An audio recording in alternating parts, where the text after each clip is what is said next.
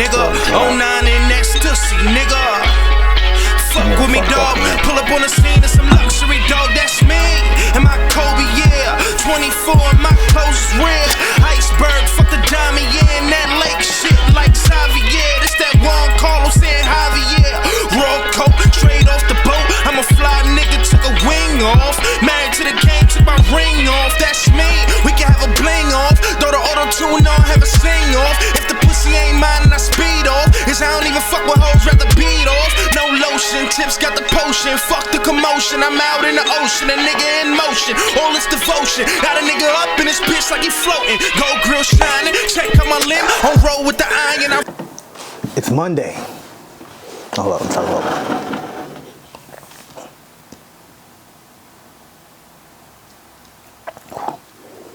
It's Monday. So that means three things. One, I'm not your MCM. Two, it's a Mamba Monday. And three, it's the first A24 podcast of the motherfucking new year. How y'all doing? I'm your host, the product of poverty's environment, D. Pope Chuck Paul. Happy motherfucking new year. Whew. 2020 was some shit. We lost so many people. We lost so many jobs. A lot of us lost so much motherfucking money. Some of us lost our sanity. But guess what? If you're watching right now, you're still here. So pat yourself on the back, man. Hope you guys enjoyed your Christmas. Hope you guys enjoyed your New Year's Eve, your New Year's Day. I had my son for a full week. Oh my God. Look, I didn't know how much I missed my baby boy. He's 14 years old, but I still call him my baby boy. He was gone since the start of the pandemic. That was his birthday, March 15th. And he had got sick during this whole pandemic also. So I tried to keep him away. I didn't want to have him exposed to anything, but I said, F it, we was extra safe and cautious during this week. Got him a MacBook Air for Christmas, so now he's learning how to shoot video so he could one day be my assistant or take over the company. We played video games, we watched movies, made him a steak dinner. Doing our regular thing we usually do every 2 weeks, you know, like a non-custodial parent does. But it was just fun having my little man with me, you know what I'm saying? Like, giving him them grown man talks, you know. It was just great. You feel me? Because it's been so long. Like, I haven't been away from him that long. The longest I've been away from him was probably a month and a half.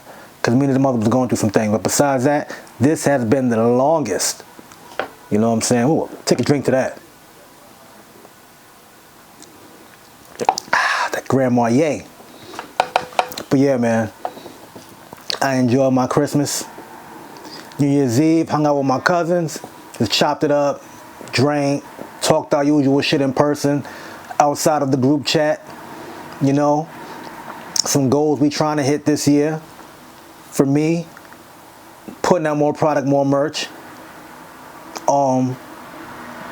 Last night, well, this morning, I dropped 12 TKOMG masks. Different ones, the Anti-Racist Social Club, I got the FTP, I got the Street Justice, the Damn Gina, You Go Girl, the Get TKO'd, the Ratchet-ish, the Ratchet, Classy, Savage, Bougie mask, all that shit. So I'm hitting y'all from all angles. We got new merch coming. The A24 podcast merch is coming soon. I'm gonna have a full women's line, some tights, some shorts, some crop tops, some crop hoodies coming. Got a lot of things in the works for the brand, so be on the lookout for that. But now, what I normally do after a Sunday, I give you my ratchet ass power recap. Oh, and it was the finale. Look, a lot of people hate Power, say they hate the acting, the writing, but guess what? This shit right here is not for you. This is only for the Power fans. Excuse me. I love this shit. It was popping from jump to the end. And we got a special guest in that motherfucker too. But I'll get to that when I get to that. So I'm going to try to start where it should start off, because I'm always starting from one area, then going back, then going back. Now we see Tariq running in his nice suit as always. The motherfucker's always running. He bumped into light skin, you know, shorty from Everybody Hates Chris. Sorry, I don't remember her name. She says, hey Tariq, you know, I wouldn't mind coming with you. He's like, nah, I gotta do this on my own, baby girl. And mind you, he's going on the stand. And Tamika is his lawyer now. And Tamika knows all the shady shit that Sax and I'm just going to Method Man, fuck it. All the shady shit that Sax and Method Man was fucking doing. Even the video of Tariq confessing at his father's grave. Tariq he knows about being drugged. He knows that shorty is Sax's niece. So they question him on the stand about killing his father. So Tariq fires back and like, yo, how would you even know? Why were you following me? Did you have someone drug me also? Starts hitting them back with all types of shit that he ain't supposed to answer. He even said, yeah, Sax, why were you at my father's club when he got killed also? The judge was like, hold up. There's a lot of conflicting things this motherfucker's saying right now. And Tamika just sitting there watching, eating it up. So they go in the chamber, they take a little recess. The other little white dude or whatever called Tariq Jason Derulo. Said you got beat in court by Jason Derulo. Of all black people, that's who he names. But anyway, so they say this, boom. We're going to let Tariq walk. We're going to let Tasha walk. But you got to testify and say that Tommy is the head of the St. Patrick cartel. She says, cool. Put me in WICSEC. Witness protection. But she ain't trying to snitch on Tommy though. She know he crazy. So boo, she gets out. First person she go see is Monet. Tells Monet, I want to buy Tariq out. She said, Tariq is a grown man. He making his own decisions. And as they conversing, you know what happens? Boom, boom, boom. Tommy shoot that motherfucking club up. The club gets shot the fuck up again after it just got shot up by Rico. Who is motherfucking, what's his nigga name? Jackie Long. This nigga 50, man. He's a genius. He'll beef with him online, but give him a job. I didn't know that was the motherfucker who was supposed to be the big time gangster. But anyway. Oh, Monet killed that motherfucker in the beginning before all that shit anyway. But yeah. The club gets shot up again. When it's done getting shot up, Tasha look outside. She see a blue Mustang peel off. And who has a blue Mustang? Tommy motherfucking Egan. The serial white killer who gets away with murder, who never gets caught. You talk about white privilege. Even in motherfucking power. But I love power. So fuck it. So, in the school, they're still doing these interviews to find out about the GTG connection and the dude getting thrown in the pool. So, the gay gangster, Drew, his little basketball bay, is being interviewed. He's spilling the beans. This nigga here. This nigga scared. He's like, yeah, someone pulled a gun to Drew's knee, and he took it off, and we were drunk. No, not Drew's knee, Zeke's knee. We were drunk. Why? And then Jabari asks, Jabari, the other teacher nigga, he asked, well, why didn't he shoot Zeke's knee? He said, someone stopped it. Then who stopped it? He says, Drew. Well, who's Drew? Zeke's cousin. Boom. They start putting the connections together that they're the Tejada family. But then, Shorty, who's fucking Zeke, the other teacher, she's like, well, you were drunk. You don't really remember. Try to course his testimony, you could say, to make Jabari forget about it. Because, she's fucking Zeke. She don't want Zeke to get killed or whatever the case may be, because Monet already stepped to her about it. So she runs into Zeke, tells Zeke she can make it go away, gives him some pussy. He falls for it, his fucking stupid whipped ass, you know what I'm saying? So peep game. Jabari then interviews Tariq. And he comes forward and says, look, I know you get drugs from Drew, this, that, and the fourth. I know you got something to do with that and the fourth. And he tells him, I'm writing a book, but I want it to be about you. I can give you an advance. Tariq, you know, he falls back from it. But then when he finds out about the whole Tommy situation, he links up with Tommy and tells him, look, I can get you some bread, and I can make sure that you don't get arrested. So he pretty much set up Tommy to die in an explosion somehow. Over the top writing and acting. But I love it. So, then what Tariq does, 10 steps ahead of everyone. Just like his daddy, Ghost. He sets it up to meet his mother at the gravesite. He calls in police and says there's a threat on her life. He knew Tommy would come. Tommy sees police, he falls back. They take Tasha, she goes to the Winsec, Tariq is by himself. But he called back up again. He brought in Monet because he know Monet had beef with motherfucking Tommy for shooting her shit up. Monet holds him down, gives Tommy his money, rides off in the sunset. Tariq is their new son. And all throughout that other bullshit, I forgot to mention, when Jabari went to give Tariq the advance money, because that was the money he gave Tommy, Kane was following him. Kane ends up shooting Jabari. He's bleeding out on the floor. Tariq and them have to go full-fledged conversation how they can get away with this shit. Long story short, Tariq ends up killing Jabari. That's what you get for being a sucker for love, nigga, thirsty for money. Whatever. I probably left some good shit out. But you know what? That's even better. Go and watch it your damn self. Whew. That episode. Let me tell you something, man. But after the Power recap, a lot of other things going on.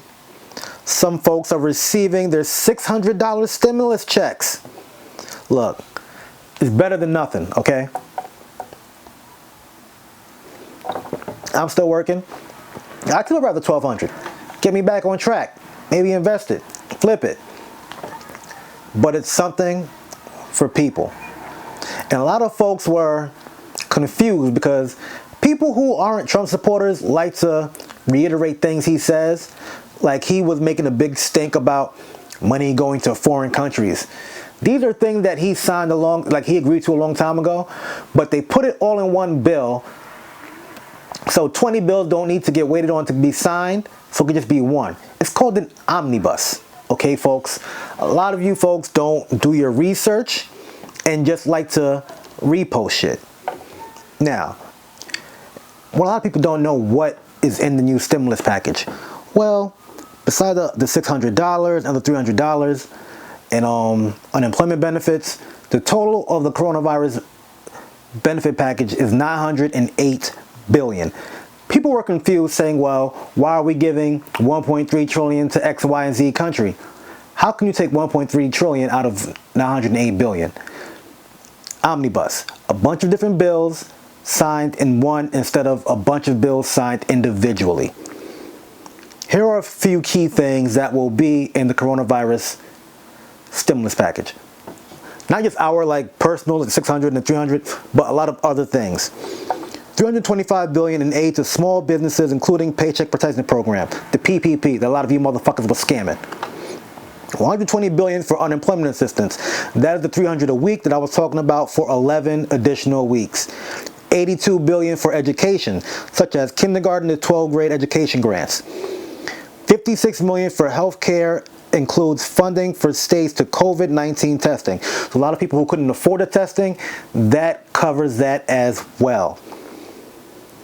$45 billion for transportation, includes payroll support program for airline workers. That will go also to the MTA as well, as far as other transportation agencies throughout the country. $83 billion for other spending such as rental assistance and nutrition programs. That's SNAP, EBT, things like that. People who need money for food. You can't get mad at that, honestly. and $40 billion for other tax cuts such as the extend and expand employee retention tax credit. That's just a few things. The one thing I don't like that's included in this bill is the $1.4 billion installment for the wall that Trump has not yet to build. Let's hope somehow that shit gets canceled. Also, while some of us was trying to social distance and spread love and cheer on Christmas, some motherfuckers was trying to spread hate and spread the Rona. Whew. So, this Karen, this little mayonnaise mommy. I have to take another sip because I'm about to go in on this bitch. They recently posted her name. They wasn't trying to post her name for her safety, but if it was somebody black, you know, they would drag him through the mud and went through his whole record. So, Grammy award-winning jazz musician. When you say his name, say Grammy award-winning musician. Keon Harold was with his son, Keon Harold Jr. at the Arlo Soho, a little boutique hotel downtown Soho. South Houston for some motherfucker, Soho. Hey, Soho. They were in the hotel. They were going downstairs to go get some lunch, get some brunch or whatever, when this pasty princess mayonnaise mommy, Maya Ponsetto, approached them about her stolen phone. Mind you, she'd never seen them a day in her life. Told the manager, he has my phone, talking about his son. His son never seen her. The manager's like, hey, let me see your phone. First of all, he doesn't have to show her shit. Never seen her before. Second of all, if you lose an iPhone, what's the first thing you should do? Check the Find My Phone app.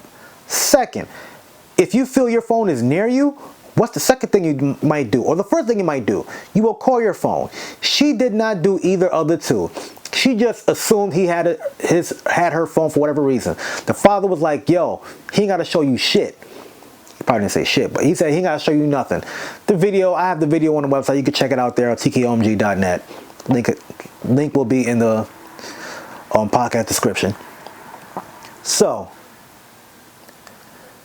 they ended up not showing her the phone, whatever. On their way out, this fucking bitch tackles the boy.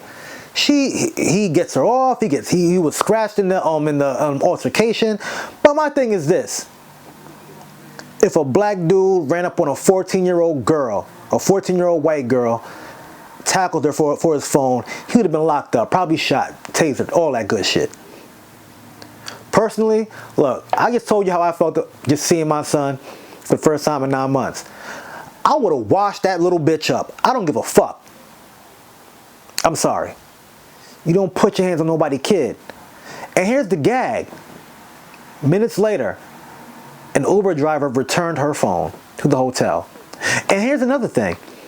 At the time when she came into the hotel looking for her phone, she was trespassing because she wasn't even staying in the hotel at the time. And since there's always this thing about dragging black people through the mud, their backgrounds, their criminal backgrounds and whatnot, excuse me, we're going to do it for her.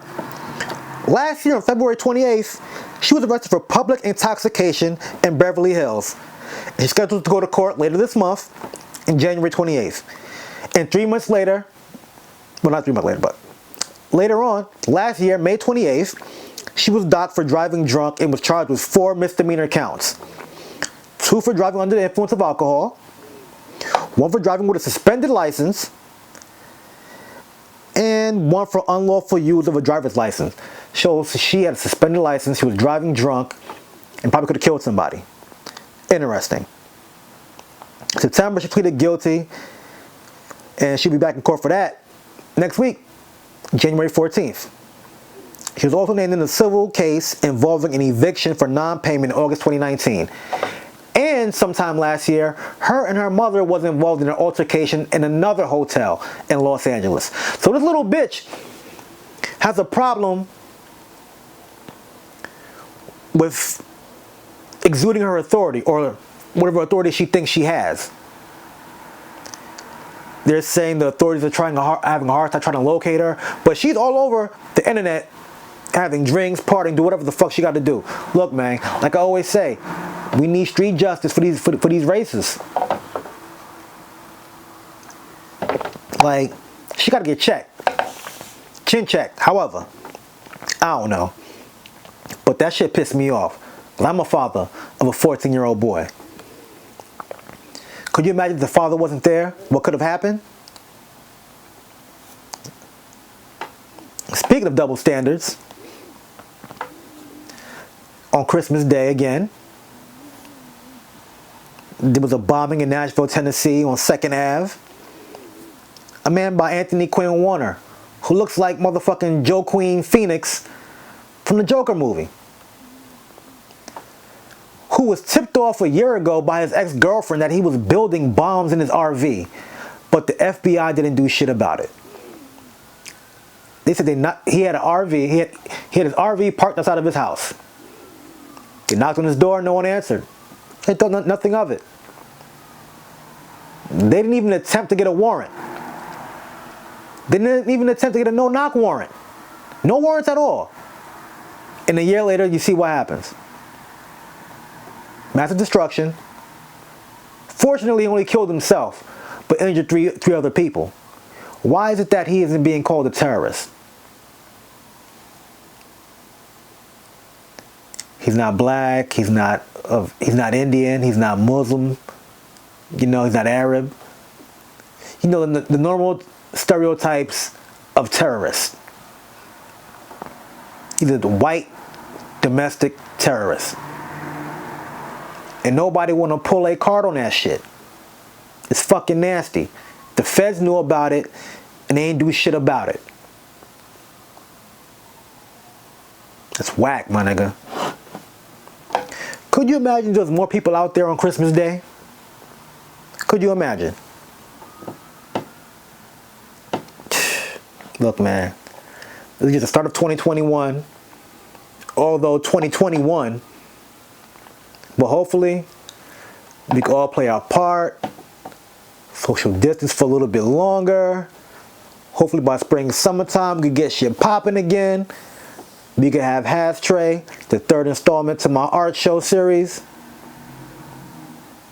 My Juneteenth barbecue. Hopefully. And before I let go, Power's done right now. But we got Raising Kanan coming soon. And we got Snowfall Season 4 premiering February 24th. We're going to see how the gang influence in Los Angeles affect the drug trade. You're going to see what Franklin do. He done got shot. He cheated death. He cheated jail time. We got to see what's up. Whew. I know that was a lot for the first episode of the new year, but I got some more heat coming. You feel me? Have a drink with me early this morning. And like I always say, like, share, subscribe, comment. It's the A24 podcast. I'm the Pochuck Paul. Peace out.